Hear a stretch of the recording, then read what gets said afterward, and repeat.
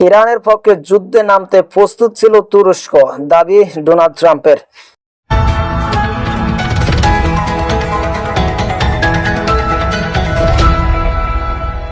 দর্শক, তুরস্কের president Erdogan ইরানের পক্ষ হয়ে যুদ্ধে নামার জন্য একেবারে প্রস্তুত ছিল বলে দাবি করেছেন মার্কিন প্রেসিডেন্ট ডোনাল্ড ট্রাম্প। বৃহস্পতিবার হোয়াইট হাউসে সাংবাদিকদের সাথে আলাপকালে তিনি এসব কথা বলেন। ট্রাম্প বলেন, এরদোয়ান ইসরায়েলকে মোটেও পছন্দ করে না, তাই ইরানের পক্ষ হয়ে এই যুদ্ধে জড়ানোর জন্য তিনি ছিলেন 1 নম্বর প্রার্থী। তবে নিজের হস্তক্ষেপ এবং অনুরোধে শেষ পর্যন্ত তুরস্ক এই সংঘাত থেকে দূরে থাকতে রাজি হয়েছে বলেও দাবি করেন ট্রাম্প। এদিকে তুরস্কের তৈরি নিজস্ব যুদ্ধ বিমানের জন্য মার্কিন FM-35 পাইলট ইঞ্জিনিয়ার যোগানের বিষয়ে ইতিবাচক ইঙ্গিত দিয়েছেন মার্কিন প্রেসিডেন্ট।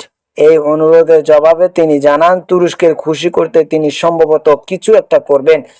এরদোয়ানের প্রতি সম্মান জানিয়ে আগামী ন্যাটোর সম্মেলনে যোগ দেওয়ার ইচ্ছার কথা আরও নিশ্চিত করে জানান ট্রাম্প।